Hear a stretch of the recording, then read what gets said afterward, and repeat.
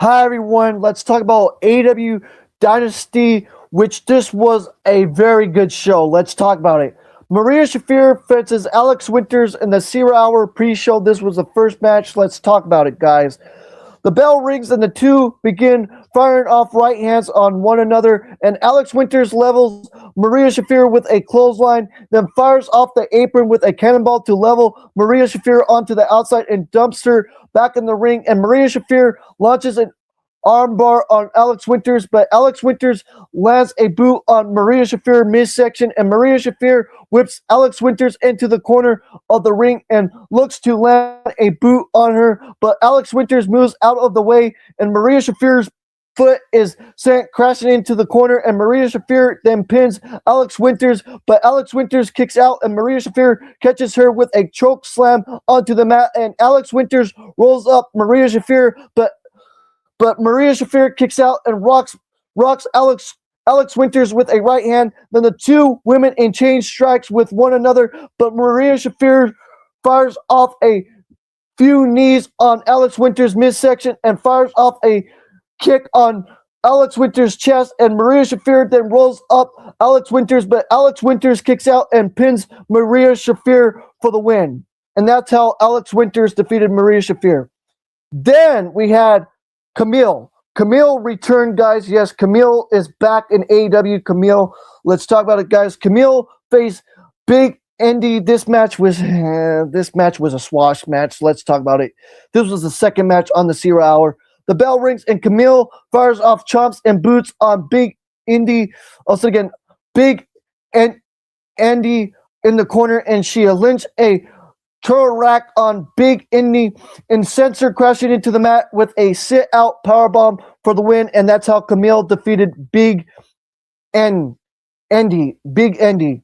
Then after the match, Willow Nightingale, who Camille has attacked early in the night backstage, and makes her way to the ring as officials try stopping her, and Camille attacks Willow Nightingale in the ring and fires off forearms on her, then levels her with a big boot. Then we had another match on the 0 hour, guys. This was another match on the 0 hour. Let's talk about it, guys. Jack Perry faces Mark Davis for the AEW National Championship. Let's talk about it. The bell rings and the two lock up, and Mark Davis dumps Jack Perry across the ring and then sends him crashing into the mat before the action spills out of the ring and delivers a kick to Mark Davis using the ring post. And Jack Perry lands a jawbreaker on Mark Davis and back inside the ring, then flies off the ropes to take out Mark Davis onto the outside and dumps him back in the ring and sends to the top rope. But Mark Davis joins him up there, and Jack Perry fires up headbutts on Mark Davis to fight him off and looks to fly, but Mark Davis moves out of the way, and Jack Perry catches Mark Davis with a slim bread out of the corner and pins him. Mark Davis kicks out, and Jack Perry fires off right hands on his spine, and he sends Jack Perry crashing into the ring apron spine first and dumps him back in the ring, then looks to land a power bomb on him, and Jack Perry counters into a DDT and catches Mark Davis with a Hurricanrana before he pins him for the win, and that's how Jack Perry retained the AEW National Championship over Mark Davis. Then we had the Divine Dominions, Megan Bain and Leonard Cross versus May World and Hyen for the AEW Women's Tag Team titles in the 0 hour. This was the last match on the 0 hour with Leonard Cross and Megan Bain versus Hyen and May World. Let's talk about it, guys. World and Leonard Cross begin the action, and the bell rings and the two lock up, and Megan Bain tags in and runs over World with a shoulder tackle, but Hyen tags in and catches Megan Bain with a strike, and she delivers a crossbody to Megan Bain off the middle rope, and pins her, but Megan Bain kicks out and sets her on top of the rope, and Megan Bain then sends World crashing off the top apron with a forearm before Cross tags in and lands a powerbomb on Hyen onto the apron, and Lena Cross whips Hyen into the corner back inside the ring and jams her boot into her face. Then Megan Bain tags back and lands a splash on Hyen into the corner, then follows it up with a double underhook suplex and fires up strikes on Hyen, and Megan Bain lands a double fallaway slam to Ruled and Hyen, but Hyen and Ruled drop kick Cross and Megan Bayne out of the ring through the middle rope, and Ruled hold the bottom rope open for Hyen to fly through with a dive and level Megan Bayne and Lena Cross on the outside, then delivers a springboard moonsault, then also again a springboard moonsault to them off the middle rope, and Cross catches Hyen with a over the shoulder cutter and pins her, but Ruled breaks the fall, and Megan Bayne catches also again Megan Bayne tags in and delivers a double chokeslam on Hyen with Cross for the win, and that's how Megan Bayne and Lena Cross defeated Maya Ruled and Hyen. Now let's talk about the main card. Now it's the main card show. Let's talk about that. The Young Bucks face Okada and Tutesta. This was a great opener. Tutesta and Okada face the Young Bucks. Oh my God. At Dynasty, this was good. This was good, man. Let's talk about this match, man. Tutesta and Nick Jackson begin the action. The bell rings and Tutesta levels Nick with a shoulder tackle, and Okada tags in and delivers an elbow drop to Nick Jackson before Tutesta delivers one of his own, and Okada delivers a slam to Nick Jackson, and Nick Jackson delivers a chomp to Tutesta and connects with a sense arm drag combination to Tutesta and Okada using the top rope, and Matt Jackson tags in and uses Nick Jackson's chest to land a slim bread on Okada, and Matt and Nick double team on Tutesta, and Nick flies off the top rope to take out Tutesta and Okada onto the outside, and Matt and Nick then set up for the Meltzer driver on Tutesta, and Okada causes a distraction, and Nick responds with a drop kick to Okada off the top rope, then ascends Matt in a drop kick on Tutesta through the middle rope onto the outside, and Tutesta wears down Matt with a submission hold inside the ring as Okada sends Nick crashing into the ring steps onto the outside, and Okada then distracts the ref as Tutesta and Don Callis then take Matt's eye onto the outside, and Okada places one of the Bucks ring jacket, and Mox calls for Matt to tag in, which that was funny. He was mocking the Young Bucks. Okada, he was wearing their stuff, and that was oh man. That shit was funny with Okada. I'm telling you, Okada did freaking wear the Young Bucks gear. That was funny. That was funny. I'm telling you guys. But anyways, let's carry on. Then Matt to tag in Tutesta, and Nick tags in. Then the Bucks ascends a double sharpshooter on Tutesta and Okada as Tutesta and Okada slap one another. Then Tutesta delivers a belly to back pile driver to Matt as Okada lands a pile driver on Nick. Then Tutesta then pins Matt, but Matt kicks out, and Tutesta runs him over with a knee strike, and Tutesta pins Matt, but Nick sends himself and Okada crashing into Matt, and Tutesta breaks the fall, and Okada tags back in, and Matt looks to land a German suplex on him, and Tutesta looks to land a German suplex of his own on Nick as Nick still has his hold on Okada's wrist, but Matt sends Tutesta and Okada crashing into the mat as he flies over the top rope from the apron into the ring. Then Tutesta and Okada exchange right hands with the Bucks, but Tutesta and Okada level Matt with a double drop kick and fires up forearms and right hands on him. Then the Bucks connect with a double super kick on Okada and follows it up with the BTE trigger, and Matt goes for a pin, and Okada kicks out, and the Bucks set up for the Meltzer driver on Okada, but Tutesta grabs onto Nick's ankle and decides to let it go, allowing the Bucks to land the Meltzer driver on Okada, and goes for Matt to pin him for the win, and that's how the Young Bucks won, guys, and that's what happened right there, guys. And that's how the Young Bucks defeated Okada and Tutesta. And that I'll say it again. And the Young Bucks land the Meltzer driver on Okada for Matt to pin him for the win, and that's how the Young Bucks defeated Okada and Tutesta, guys. I'll be right back. I'm getting a call from my mom, and I'll be right back, guys.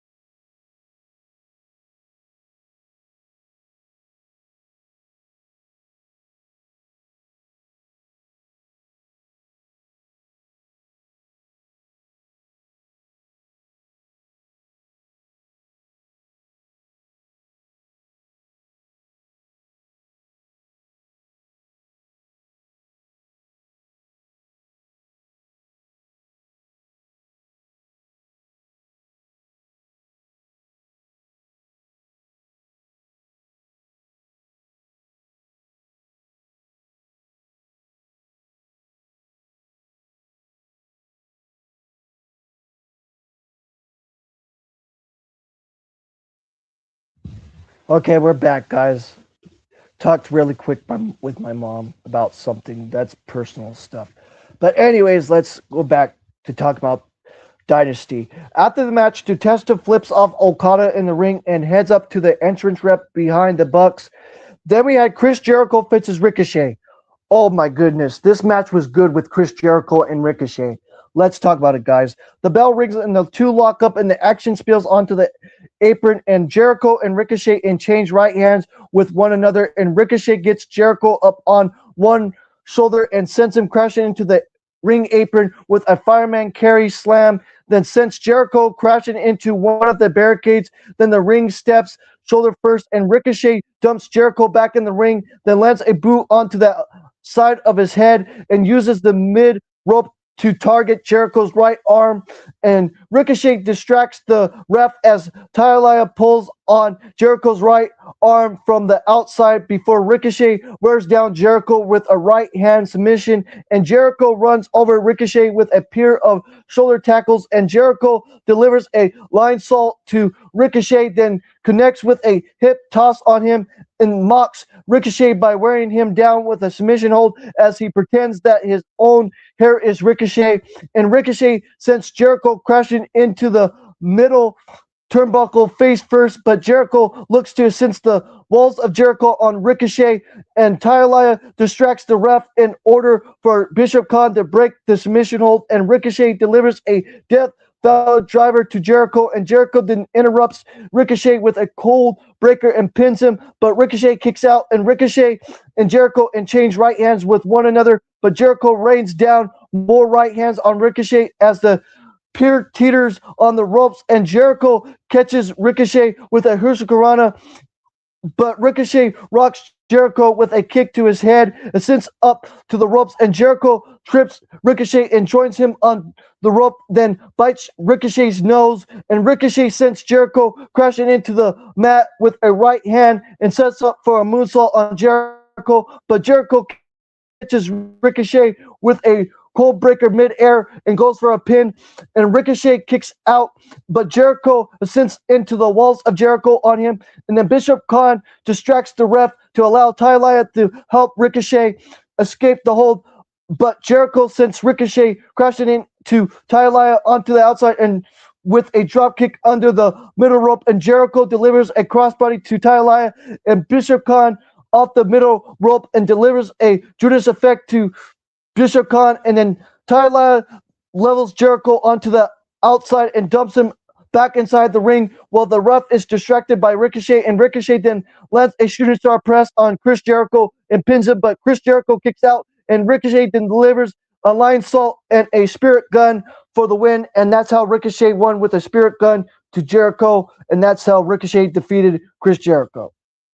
Then we had Darby Allin faces Andrade ELO, which this was a good match, guys. And yes, guys, Darby Allin is the AEW World Champion right now, which we'll talk about that spring break through show. We'll talk about that in a bit later on tonight or so. But let's carry on, guys. The bell rings and the two lock up, and Andrade wears down Darby Allin with a bow and arrow submission hold, and the two-men continue going back and forth with one another before Darby Allin delivers a dive to level Andrade onto the outside as Andrade hits his signature pose in the ropes, and Andrade holds up Darby Allin as he holds him in a delay suplex position, then sits Darby on top rope and lands a chomp on him to send him crashing into the mat, and takes a selfie with a female fan in the crowd as he sports her sunglasses, but Darby takes advantage and flies off the top rope with a coffin drop to level Andrade onto the outside, and Darby drags Andrade up to the stairs through the crowd as he brawls with him, then returns into the ring and lands a splash on Andrade into the corner, and Andrade catches Darby with a pair of boots as Darby charges at him and then connects with the Three Amigos on him, and Andrade delivers a cinch onto Darby into the corner, but Darby sends Andrade crashing into the mat off the ropes, spine first, and a cinch into a crossface on him, and Andrade gets his foot on the bottom rope onto the broke the hold, but Darby delivers a drop kick to Andrade off the ropes and dumps him back inside the ring. Then Andrade delivers a delay suplex to Darby from the ring apron onto the floor before Darby lands a Scorpion Death drop on Andrade into the ring and follows it up with a coffin drop and goes for a pin, but Andrade grabs the ref arm and sends her from collision to the 3 count, and Darby Allin sends the roll up to Andrade 1, 2, 3, and that's how Darby Allin defeated Andrade with a roll up.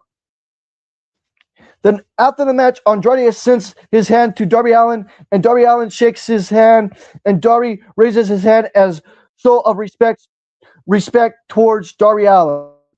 Then we had FTR versus Christian Cage and Adam Copeland for the AEW Trios Tag Team Championships, and FTR retained, guys. I thought Christian Cage and Adam Copeland was going to win the AEW World Tag Team Championships, which they're going to get another opportunity at Double or Nothing in an I Quit match in New York.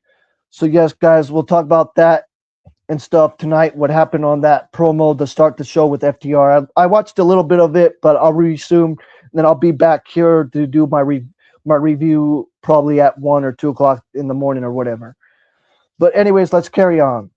So yes, guys, we had FTR versus Christian Cage and Adam Copeland. Let's talk about this AEW World Tag Team title match. Let's talk about it. Adam Copeland and Cash Wheeler begin the action, and the bell rings, and Cash Wheeler ascends his hand to Adam Copeland, and Adam Copeland swats it away and fires off right hands on him as Christian Cage fires off right hands on Dex Harwood, and Adam Copeland sends Cash Wheeler crashing into one of the barricades onto the outside, then fires off right hands on Dex Harwood and sends Cash Wheeler crashing into the barricade one more, and dumps Cash Wheeler back inside the ring, but Cash Wheeler connects with a hanging DDT on Adam Copeland and tags out to Dex Harwood, and Dex Harwood, I'll repeat it again, guys, because my whole thing messed up again.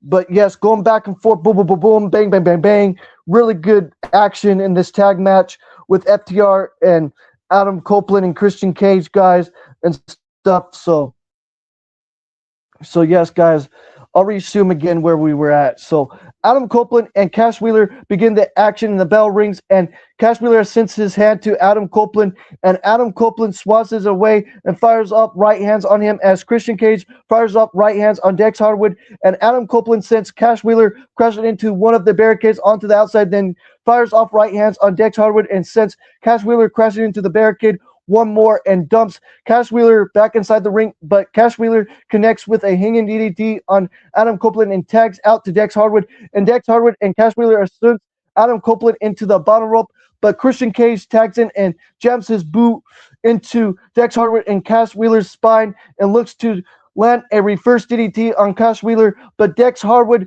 comes to Cash Wheeler's aid, and Christian Cage clotheslines Dex Harwood onto the outside of the ring and clotheslines Cash Wheeler out of it, then delivers a crossbody to Cash Wheeler and Dex Harwood onto the outside and levels him and dumps Dex Harwood back in the ring. But Dex Harwood sets up for a kill switch on Christian Cage, and Christian Cage offenses it, but he sends into the barricade shoulder first. Then Dex Harwood asks Christian Cage how it feels and sends his persistently injured arm, his injured arm from Dynamite crashing off the barricade, and then dumps him back inside the ring and continues to wear down his arm with a submission hold. And Christian Cage risks Dex Harwood's eye and tags in Adam Copeland, and Adam Copeland rains down right hands on Cash Wheeler and sends him crashing into the mat with an palmer and goes for a pin, but Harwood kicks out and Copeland descends in a cross face on Harwood as Cage descends one of his own on Cash Wheeler, but Cash Wheeler bites Christian Cage's hand into escape and sends Christian Cage crashing on top of Adam Copeland and Dex Harwood to help Dex Harwood escape. Then Adam Copeland is hit by one of the Adam Copeland is hit by one of the AEW World Tag Team Championship belts before FTR sets up for the Shatter Machine on Christian Cage, and Adam Copeland comes to Christian Cage's aid and lands a spear on Dex Harwood and goes for a pin, but Dex Harwood kicks out and delivers a Shatter Machine to Adam Copeland with Cash Wheeler, and Dex Harwood then pins Adam Copeland, but Christian Cage dumps Stokely into the Stokely halfway into the ring on top of Adam Copeland and Cash Wheeler to break the fall, and Stokely halfway explains himself to Dex Harwood in the ring and shoves the ref. Then the ref shoves Stokely halfway out of the ring and opens the door for Adam Copeland to spear Dex Harwood, and Cash Wheeler dumps Christian Cage into the timekeeper's area, but Adam Copeland fires off right hands on Cash Wheeler and Dex Harwood, and Cash Wheeler then deliver a series of kicks on Adam Copeland and sets up for the FTR trigger on Adam Copeland, but Adam Copeland offenses it, then spears them both, and FTR then lands a Shatter Machine on Adam Copeland for the win, and that's how FTR retained the AEW Tag Team titles with the Shatter Machine on Adam Copeland, guys. Then Tommaso Ciampa then makes his way to the ring, and Rush falls, and Bryan Danielson takes over Nigel McGuinness' spot at the announce desk. And yes, guys, we have the TNT Championship Casino Gauntlet match, and Kevin Knight won this Casino Gauntlet, guys. Let's talk about this match. But yes, Kevin Knight won the TNT title, guys. Let's talk about this, guys. The bell rings, and Tommaso Ciampa in chain strikes and chops to Rush. Rush levels Tommaso Ciampa with a right hand and jams his boot into Ciampa in the corner, but Ciampa delivers a boot to Rush in the corner, and Bandito enters the match next, and he levels Ciampa onto the outside and lands a wrist kick on Rush into the ring and flies back on outside to take out Ciampa onto the outside, then delivers a cannonball to Rush into the corner and lands a frog splash on him off the top rope and goes for a pin, but Ciampa breaks the fall and sets up for a knee strike on Bandito, and Bandito fences it and calls for the 21 plex, but Rush interrupts Bandito and crashing him. I'll say it again. But Rush interrupts Bandito and sends him crashing into two of the barricades onto the outside, and Rush fires off stomps on Bandito, and Mike Bailey is the next entrance in the match, and he rocks. Sorry about that, guys. Mike Bailey is the next entrance in the match, and he rocks Ciampa with an Incendiary from the apron and levels Rush onto the outside with a springboard moonsault, then delivers a drop kick to Tommaso Ciampa off the middle rope and delivers a super kick to Tommaso Ciampa midsection before he connects with a moonsault on him, and Rush and Mike Bailey exchange chomps with one another as a clone enters the match next, and he levels Rush with a super kick at the bottom of the entrance ramp and levels Ciampa with a kick to his head, then delivers a forearm to Bandito's spine and follows it up with a low blower to him, and then Pac is next up in the match. Pac is next in the ring, and he lands a shoulder on X Clone's midsection, and he follows it up with a German suplex to him. And since Mike Bailey crashed it into the corner with a belly-to-belly suplex, and then stares down Bandito and Mike Bailey, and Pac then lands a kick on Bandito's midsection, but Mike Bailey connects with a Hurricanrana to him, and Bandito then takes out Mike Bailey with a Hurricanrana, and then Daniel Garcia is the next entrance in the match, and he goes to perform his signature dance, and X Clone levels Daniel Garcia with a super kick, then pairs their turn, pinning one another, and Pac and Daniel Garcia fire off clotheslines and uppercuts on El Clone. I was thinking on El Clone, on El Clone in the corner, and then Anthony Bowens is next in the match, and he levels Pac with a clothesline, and he takes down Daniel Garcia and lands a famous on Bandito, but Ciampa and Rush fired off stomps on Anthony Bowens. Then Kevin Knight is entered next in the match and fires off right hands on Daniel Garcia as Mike Bailey and Pac exchange right hands with one another, and Rush delivers the bullhorns to Anthony Bowens into the corner, but El Clone lands a pair of boots on Rush off the top rope, and Ciampa lands a low blower on El Clone and pins him, but Jet Bleed breaks the fall, and Bandito takes out the field onto the outside as Wheeler Yuta. As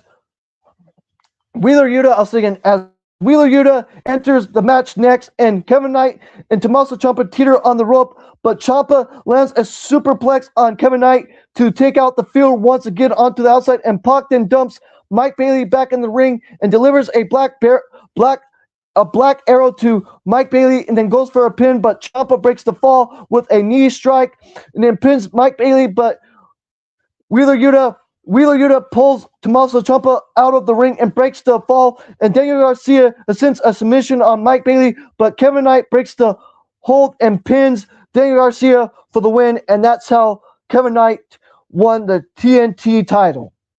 Then we had Tekla versus Jimmy Hayter for the AEW Women's World Championship, and I'll be back, guys. I'm going to take a little breather, get a drink, guys. I'm going to get a little drink, and we'll be back here, guys, and resume talking about Dynasty. So yes, guys, next we'll be talking about the Tekla versus Jimmy Hayter match for the AEW Women's World Championship, and I love Tekla, what she's been doing, guys. Tekla's phenomenal, I'm telling you. Her whole gimmick, love the dark gimmick, I'm telling you, with Sky Blue and Julia Hart, love them. I love the Triangle of Madness, I'm telling you. But we'll be right back to talk about Tekla and Jimmy Hayter's match for the AEW Women's title at Dynasty, what happened in that match.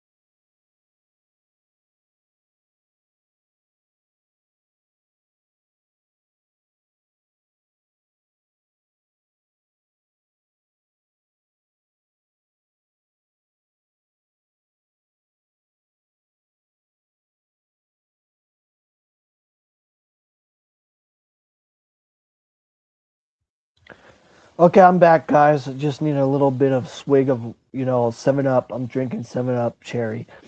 But anyways, guys, Jimmy Hayter made her way to the ring sharing a beer with Alex Winters on her way out to the ring. And then, Tekla followed and stuff. Let's talk about the match now.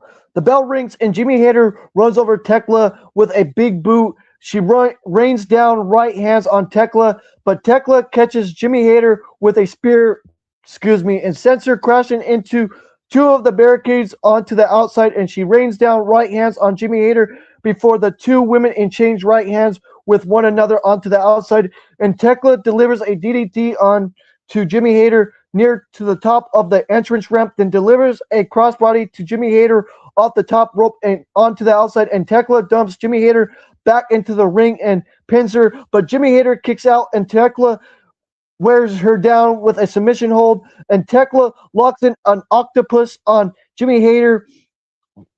I'll say it again. Tekla locks in an octopus on Jimmy Hayter, then levels her with a boot onto the side of her head.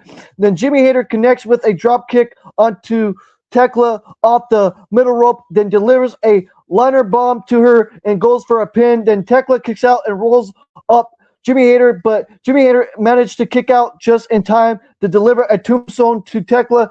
Then the two women teeter on the rope, but Tekla pulls Jimmy Hayter off and delivers a double stomp to her, then charges at Jimmy Hayter, but Jimmy Hayter catches Tekla with a backbreaker and gets her up on her shoulder. Then Tekla managed to counter into a pinfall while grabbing into the bottom rope for the win, and that's how Tekla retained the AEW Women's title.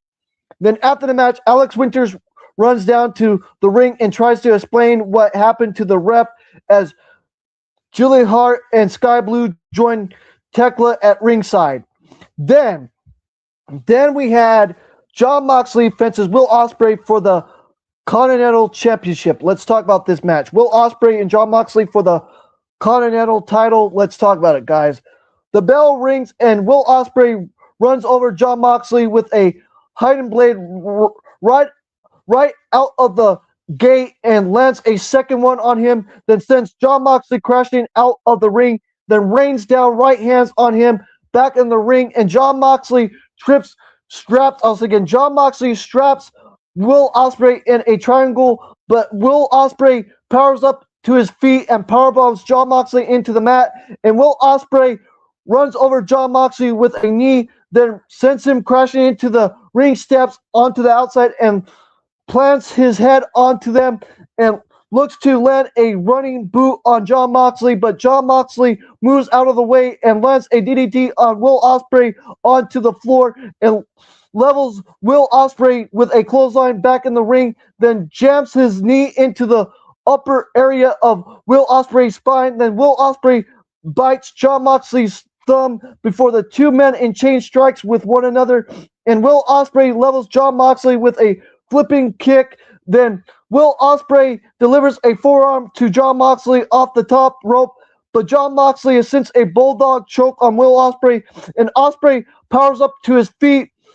And once again, Will Ospreay powers to his feet, but Jon Moxley sends him crashing into the mat with a power driver. Then Moxley looks to land a clothesline on Ospreay, but Ospreay power bombs Moxley and pins him, and Moxley kicks out and chain strikes with Ospreay, but Ospreay sends Moxley crashing into the corner, fires off forearms on Moxley. Then Moxley then turns Ospreay inside out with a clothesline, but Ospreay delivers a Styles Clash to Moxley and pins him. Then Moxley kicks out, but Ospreay has since a bulldog choke on him and lands a power driver on Ospreay on top of the ring steps, and then the ring apron. I'll say it again. Moxley kicks out, but Will Ospreay has since a bulldog choke on him and then lands a power driver on Ospreay on top of the ring steps, and the ringside doctor as Cicely checks on Will Ospreay and concerned for the state of his neck. Then Moxley then sends Will Ospreay crashing into the mat with a Death Rider for the win, and that's how Jon Moxley retained the National Continental, the Continental title. I'll say it again. That's how Jon Moxley retained the Continental Championship and defeated Will Ospreay. Then Orange Cassidy and Roderick Strong and their mystery tag team partner Kyle O'Reilly make their way to the ring and the Dogs followed. And this is for the AEW World Championship. The AEW World Trios Championship. Sorry, I said AEW World Championship. I mean to say AEW World Trios Championship. I'll repeat it again. The AEW World Trios Championship. The Dogs fences the consideration for the AEW World Trios Championship, guys.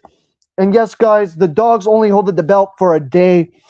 I wish they could have got a longer title reign. I don't know why they didn't give the Dogs a longer title reign. Please, Tony Khan, give them back the Trios Championships.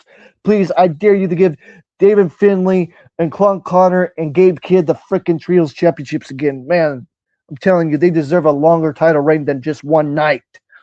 But anyways, let's talk about it, guys. Kyle O'Reilly and David Finlay begin the action. The bell rings and the two lock up and they go back and forth with one another. Boom, boom, boom, boom, bang, bang, bang. But OC tags in and delivers an elbow drop to David Finlay as Strong holds in place, and David Finlay sends OC crashing in one of the barricades, spine first as Clark Connor sends Roderick Strong crashing into the barricade onto the other side of the ring, and Clark Connor spears Kyle O'Reilly as David Finlay holds Kyle O'Reilly in place for him, but Orange Cassidy sends David Finlay crashing into opposite turnbuckles face first, and Clark Connor blindsides Orange Cassidy with a spear, then tags in and runs over Orange Cassidy with a strike. Then Clark Connor lands a shoulder bounce on Orange Cassidy, but Roderick Strong tags in and lands a backbreaker on Clark Connor, and he delivers a second backbreaker to Clark Connor and throws Orange Cassidy at Clark Connor, then uses Orange Cassidy to land a kick on Clark Connor, and Orange Cassidy then lands a DDT on David Finlay, and Clark Connor and David Finlay double team on Roderick Strong, but Roderick Strong delivers a backbreaker to Clark Connor, and Kyle O'Reilly tags in and fires off kicks on Clark Connor's chest. Then sends a ankle lock on Clark Connor as OC and Roderick Strong take out David Finlay, and Clark Connor tags. I'll say it again. Clark Connor taps out. I'll say it again. The ankle lock on Clark Connor as Orange Cassidy and Roderick Strong take out David Finlay, and Clark Connor taps out, and the Conjuration won by submission. And yes, guys, the Conjuration defeated the Dogs by submission, and that's what happened right there, guys. Then we had the main event.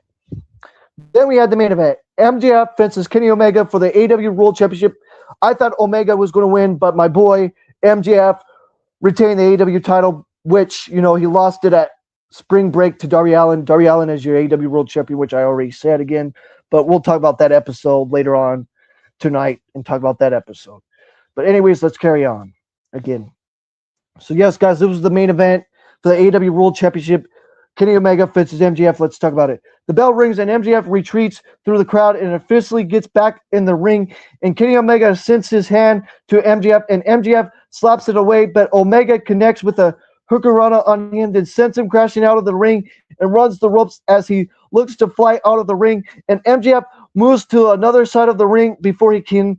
But Omega catches MJF with a drop kick through the ropes and a crossbody over the top rope, and he charges at MJF. But MJF delivers a drop toe hold to Kenny Omega, then sends him crashing into the barricade, and Kenny Omega places a table on top of MJF, then delivers a double stomp to him off the ring apron, and MJF fires off stomps on Kenny Omega into the corner right inside the ring, and then connects with a body slam on him and sends him crashing into the ring with an Alabama slam, and then goes for a pin, but Omega kicks out. Then MJF delivers a power driver to Kenny Omega and pins him, but Kenny Omega kicks out and levels MJF with a double axe handle, then delivers a basement drop kick to MJF's leg, then gets him up on his shoulders, then delivers a moonsault to him